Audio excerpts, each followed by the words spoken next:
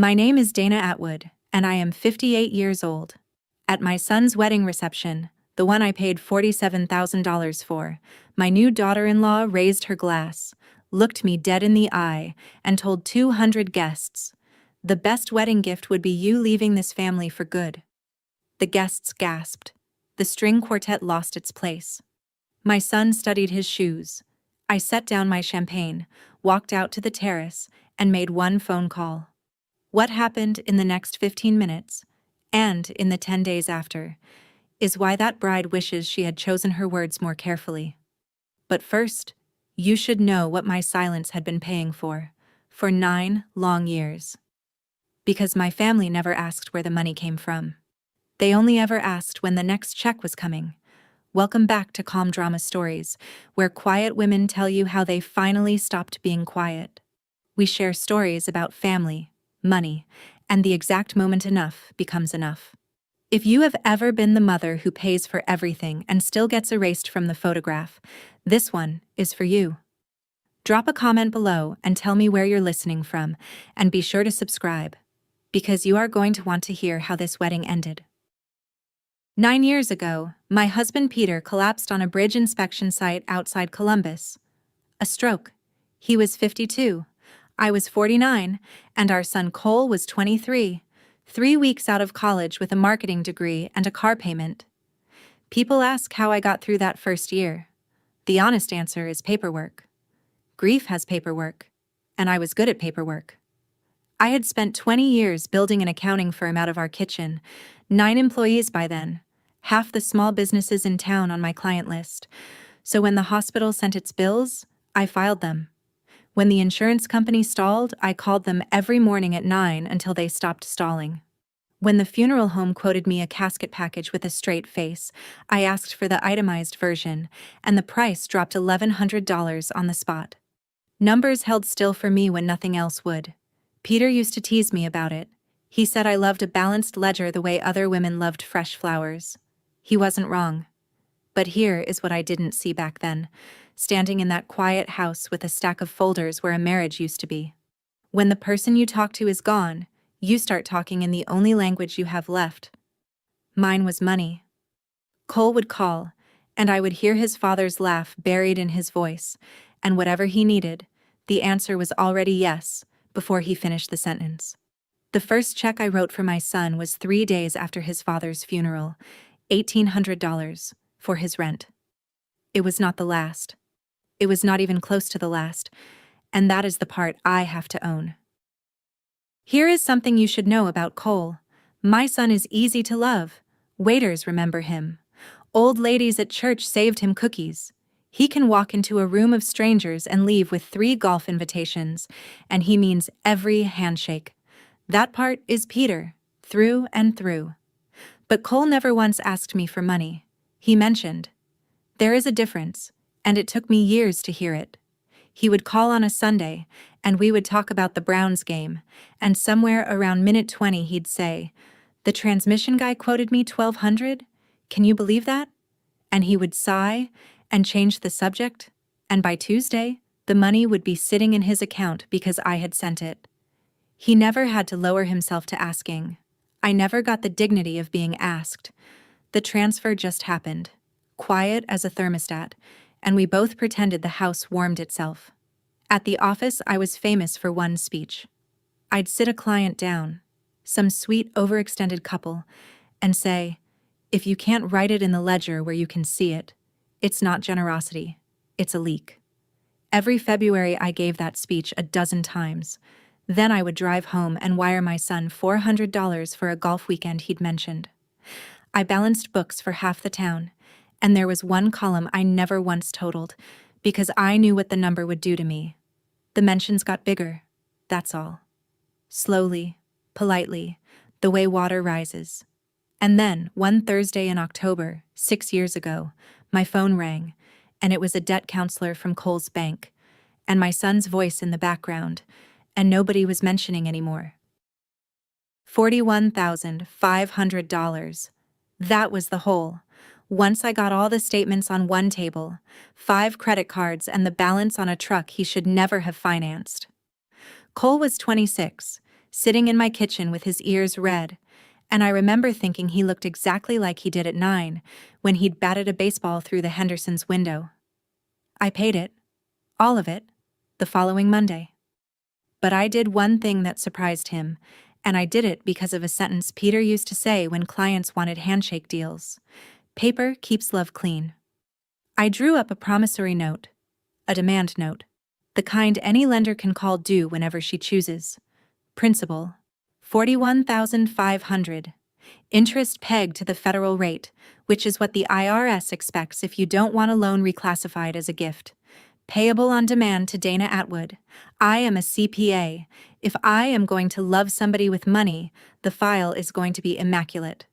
Cole signed it at this same kitchen table without reading past the second line. He grinned and said, "Sure, Mom, invoice me." And we ordered a pizza. And that was that. Every December after, I forgave that year's interest with a one-line letter, the way the gift rules allow, and I filed each letter in a folder he never knew existed. He never made a payment on the principal. I never asked for one. For 6 years, both of those facts felt like love. It would take a wedding to teach me what they actually were, and to teach my son that a demand note is named for exactly what it sounds like. The house came a year later. Cole was 27 by then, and the debt mess had wrecked his credit. No bank in Ohio was writing him a mortgage, and his rent downtown was eating him alive. That spring, an estate sale put a brick colonial on Maple Street on the market. 3 bedrooms. A maple in the yard the size of a courthouse. 15 minutes from my townhouse.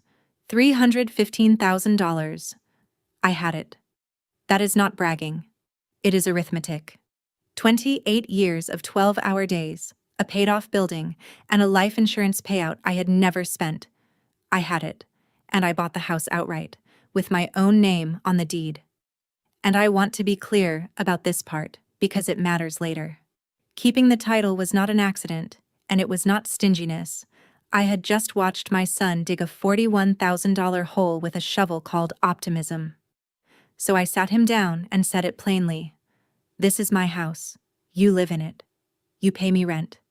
And someday, when the ground under you is solid, we will talk about the deed like adults. $850 a month. Market rate on that street was $2,200, and we both knew it. Cole hugged me, called it mom rent, and moved in that fall, 5 years ago. My friends at church thought I was a saint. My sister Gail thought I was a fool. They were both wrong. But I'll get to that. Because what nobody knew, not Cole, not Gail, not anyone, was what I did with that $850, the first Monday of every single month. Every rent payment Cole ever made went into an account he has never heard of. I opened it the week he moved in, at the same branch where I'd banked since Reagan. Every month his $850 landed in my checking, and every month I moved it straight across, untouched, into that quiet little account with his name written on the file tab in my desk. He thought he was paying me. He was paying himself. He just didn't know it yet. I used to sit with my coffee on the first Monday of the month and watch the balance tick up, and let myself imagine the day I'd hand it over. A wedding, maybe. A grandchild. Some ordinary Tuesday when he finally asked me how I was doing before he asked me for anything. 60 months. $850 at a time. $51,000, sitting there like a present wrapped so far in advance you forget which closet you hid it in. Gail says I was building him a safety net. That's generous. The truth has harder edges. I think I was building proof. A number I could point to someday that said, "See, she loved you the whole time. It was all right here in writing." As if love were a thing you could escrow. As if my son would someday audit me and I wanted to pass. I know how that sounds. I knew it then too, and I kept depositing anyway, because it was the only sentence in our language I still knew how to say. Then one Sunday in April, 3 years ago, Cole called me, and his voice had a shine on it I hadn't heard since before his father died. "Mom," he said, "I met someone." Her name was Madison Whitmore, and the first time she walked into my house, she complimented the crown molding before she complimented me. She was 26 then, an event coordinator, Pretty the way a catalog is pretty. Everything ironed, everything placed. She brought a bottle of wine with a ribbon on it and said my home was so charming, so lived in, and I set the table and told myself that nerves make young women sound like realtors. I wanted to like her. I want that on the record.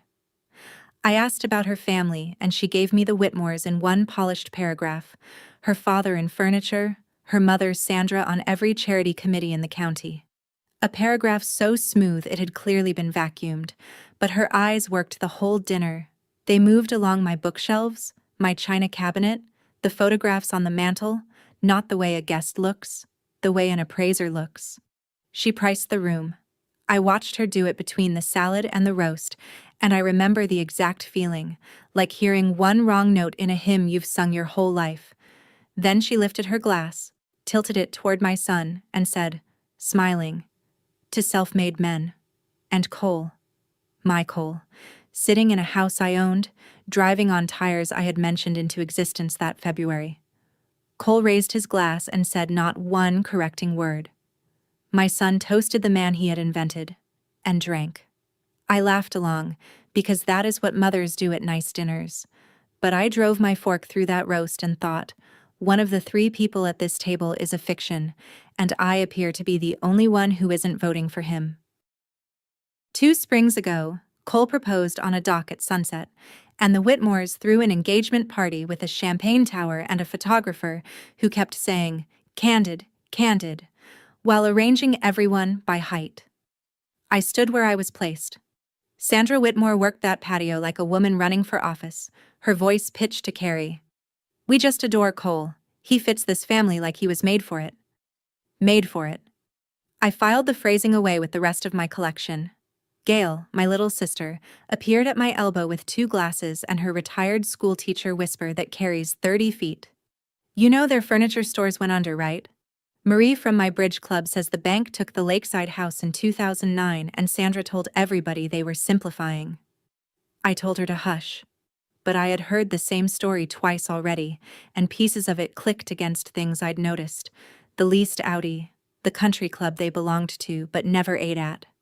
A family keeping up a front is its own kind of tired, and I know what tired looks like. What unsettled me that night wasn't the Whitmores, though. It was my son's pronouns. All evening, we think fall weddings are overdone. We're leaning toward a vineyard. We feel strongly about a live quartet. Every we had Madison inside it, and none of them had me. A mother notices the day she is moved from the inside of a sentence to the outside. I smiled through it. I have a good reception smile. You'll see it again at an actual reception. The wedding, everyone agreed, would be beautiful. Nobody asked, out loud, who would be paying for it. That question, like every expensive question in my family, had already been quietly assigned. The wedding bills never came to me directly. They arrived sideways, the family specialty. Cole would call on a Sunday. We'd do the Browns, and then, "So, Stonebrook Vineyard needs the deposit by Friday. 12,000. Venues are insane, right?" A sigh. A pause shaped exactly like my checkbook. I want to tell you I hesitated, but we'd been running this play for 9 years, and muscle memory is a powerful thing. I wired the 12,000 on Wednesday. Then came the caterer, the florist, the quartet Madison felt strongly about, the photographer with the drone, the cake lady who charged by the sugar flour. By the week of the wedding, the total out of my accounts was $47,000, and I could show you the ledger, because of course I kept one. Every invoice tabbed, every confirmation stapled, force of habit and, if I'm honest, force of something sadder. Here is the part that stung. I was paying for a party I was learning about secondhand. There was a wedding group chat. I was not in it. Decisions arrived to me as announcements. The colors are sage and cream, the ceremony's at 5, the menu's plated, not buffet. And a year into the engagement, months before the wedding, Sandra Whitmore hosted a brunch where she clinked a spoon on a mimosa glass and told 40 people how thrilled she was to be hosting this wedding for our 2 families. Hosting. I had wired her florist that morning. I sat there with my eggs going cold and did what I always did. The math. silently, alone. Then the invitations came back from the printer. Heavy cream cardstock. Lovely. I found my name on the guest list, just not anywhere above it where the hosts' names go. 3 weeks out, Gail texted me a link with 5 exclamation points. The wedding website. There was a page called Our Story, written in Madison's voice, and I read it standing at my kitchen counter with my reading glasses on, and then I read it again, sitting down. It told the story of a self-made man, Cole Atwood, who hustled his way through his 20s, who was debt-free and driven, who bought his first home before 30. A photo of the Maple Street house sat right under that line, my maple tree glowing gold in the corner of the frame. My house. On the internet. As evidence of a man I had personally invented $41,500 ago. I did not simmer quietly, whatever you may be assuming about women my age. I called my son that night and told him the website needed to come down or come clean, and that a marriage built on a resume was a building code violation. And I said the harder thing. Madison needs to know, Cole. About the house. About the loan. Before the wedding, not after. You do not let that girl sign up for a man who doesn't exist. There was a long quiet on the line, and then my son said, in the gentle voice he uses on difficult clients, "She knows, Mom. She knows everything. She just doesn't like talking about money. Her family's weird about it. Trust me. Please don't make this a thing." I have replayed that sentence more times than I can say. If you've ever sat on a truth to keep a family photo smiling, tell me in the comments how long you held yours. I held mine 3 more weeks, on my own son's word. And be sure you're subscribed, because you are about to watch exactly what that cost. 2 weeks before the wedding, the Whitmores had us to dinner, and I finally saw the inside of the house Sandra called the cottage. It was beautiful the way a showroom is beautiful right before the liquidation sale. Good bones, staged rooms, and if you looked twice, the pale rectangles on the wallpaper where paintings used to hang. Nobody mentions rectangles like that. I went looking for the powder room and took a wrong turn into the back hall, and that is where I heard them, Sandra and Madison, in the kitchen with the water running. Sandra's voice had lost the committee luncheon sheen. It was low and hard, a voice with beams showing. You keep your face on Saturday, and you keep it on after. We don't owe anyone anything anymore. Remember that. And Madison answered, and I would not have known her. Small. Young. A girl reciting something she'd been drilled on. I know, Mom. I remember. I stood in that hallway with my hand on the wainscoting, and I did the thing I do. I put numbers where the fog was. The store's gone in 2009. The house on Lakeside taken. Tuition. Gone with it. She'd finished at the state school on loans nobody spoke of. That family hadn't lost money. They'd been publicly amputated, and Sandra had spent 15 years teaching her daughter that owing anyone anything is how you bleed to death. Every debt is a leash. Every giver eventually pulls. I felt sorry for Madison Whitmore for exactly one hallway. It complicated nothing and explained everything. Then I came back into the dining room and she looked up at me, swift and automatic, and priced my coat. Understanding a snake's childhood, it turns out, does not thin the venom. It just tells you where she'll bite. The demotions were small, and they came like a drip line. First, the toast. I'd asked for 3 minutes at the reception. Mother of the groom. A few words. The kind of thing that happens at every wedding since weddings began. Madison called me herself. All warmth. The timeline's just so tight, Dana. The planner says toasts are where receptions go to die. You understand. The maid of honor kept her toast. Sandra kept hers. Mine died in committee. Then the seating chart leaked through Gail, who plays bridge with the planner's aunt. A head table for the wedding party, a family table for the Whitmores, and me at table 9. I looked it up on the floor plan I had, after all, paid for. Table 9 sat by the kitchen doors. Then came the program proof, and under "Hosted by," it said the Whitmore family in italics, and my name appeared nowhere on a piece of cardstock my own florist invoice was subsidizing.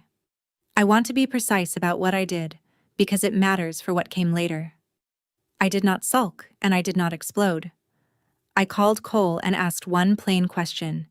Is this what you want, or what you're avoiding? He gave me the client voice again. It's just details, Mom. It's her day. You're bigger than a seating chart. And I paid the florist's final $6,400 that same afternoon, because in my office, the person who signs is the person who decides. Weddings, apparently, run on a different accounting, one where the signature and the say-so are kept in separate rooms. I remember thinking the girl was working awfully hard to make one grandmother-aged woman invisible.